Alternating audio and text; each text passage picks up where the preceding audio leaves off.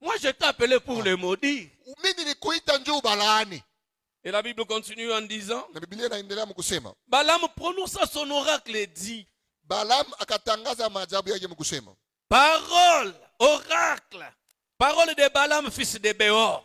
Maneno ya Balaam mwana wa Beor. Parole de l'homme qui a l'œil ouvert. Neno ya mtu mwenye kwa na jicho wazi. Des hommes charnels aiment beaucoup, se donner beaucoup de la gloire. Batu bakimwili banapenda kujitapa kabisa.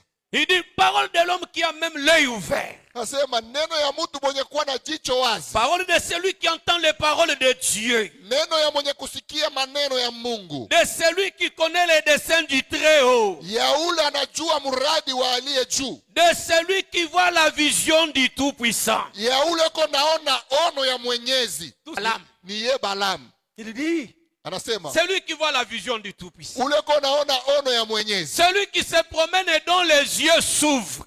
Ule eko natembea na macho kuna funguka. Je le vois.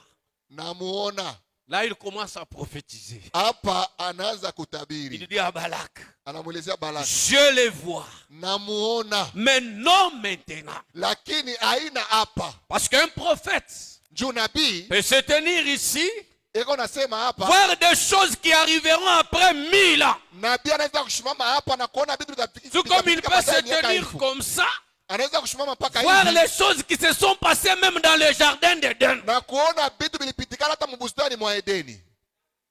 Est-ce que vous le croyez? C'est ça un prophète. Il lui dit, je les vois, mais pas maintenant. Je les contemple, mais non de près. Un astre sort de Jacob. Et Dieu soit loué. Un sceptre se lève d'Israël. Je ne sais pas si le projecteur a la traduction de la Bible de Roi Jacques. C'est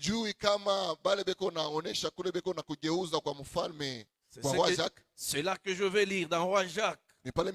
La même écriture, Nombre 24, je suis au verset 17.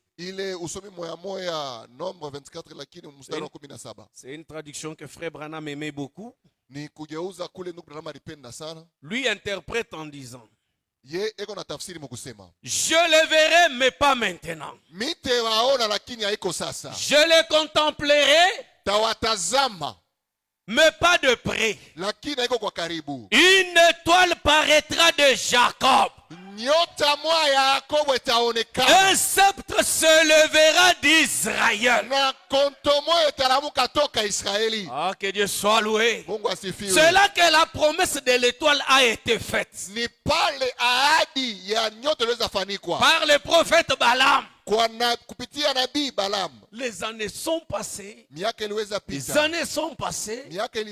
Là en Orient. Frère Branham dit, ces gens-là, chaque nuit, ils contemplaient les étoiles pour voir le message qu'ils transmettaient dans le monde. Cette nuit-là, ils ont regardé une étoile. Ils ont dit, ça ce n'est pas une étoile ordinaire. De tout le monde entier, il n'y avait que ces petits groupes-là.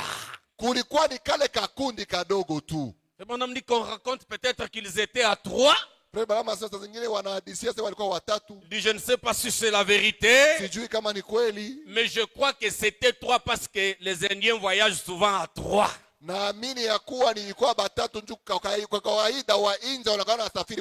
Et le chiffre 3 a toujours un secret. Prenez avec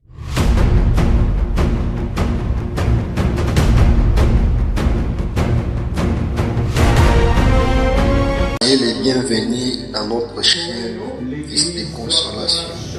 Et nous vous demandons de vous abonner massivement, likez la vidéo, partagez, commentez, abonnez-vous massivement.